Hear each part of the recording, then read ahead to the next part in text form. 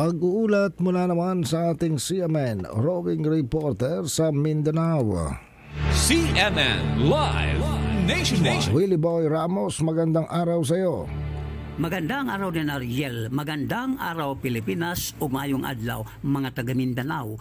Iginiit ni Anwar Alamada na siyang chairman ng ADJAG o ang Ad Hoc Joint Action Group ng Moro Islamic Liberation Front na walang koordinasyon ang mga kawal mula sa 32nd Infantry Battalion ilalim ng 101st Infantry Brigade sa pagpasok sa may barangay Kabingbing, bayan ng Sumisip, Basilan, na ang pakailang naman ay upang bigyan ng isang security assistance ang mga taga-UNDP, United Nations Development Program, na may livelihood project sa naturang lugar, kung kaya't nagkaroon ng bakbakan. Dalawa ang killed in action habang 12 naman ang wounded in action. Sinabi ni Alamada na kinagulat ng 114th MILF Base Command ang pagpasok ng militar na wala man lamang silang natanggap na pasabi para magsasagawa ng mahalagang misyon ang UNDP.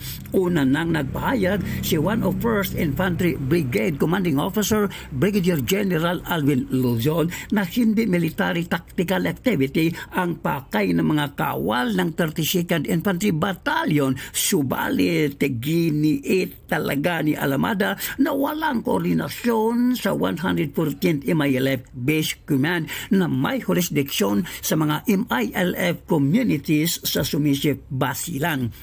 Samantala, nagtalaga naman ng isang peace mechanism para sa Sumisip, Basilan ang CCCH o ang Coordinating Committees on the Cessation of Hostilities, ang ADJAG o ang Ad Hoc Joint Action Group at ang JPST o ang Joint Peace Security Team, matapos manawagan si OPAPRO, Office of the Presidential Advisor on Peace and Reconciliation Unity Secretary Carlito Galvez na ang panawagan ay kailangan magkaroon ng investigasyon. Layunin nga ng peace mechanism ay upang magsagawa ng isang masusit malalimang investigasyon upang malaman kung ano ba talaga ang totoong nangyari, bakit nagkaroon ng bakbakan. Wally Ramos, CMN roving reporter ng Mindanao Radyo Kalikasan, Hingoog City Base, nagulat ng live para sa CMN Pilipinas.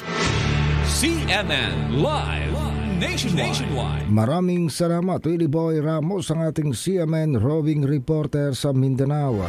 Samantala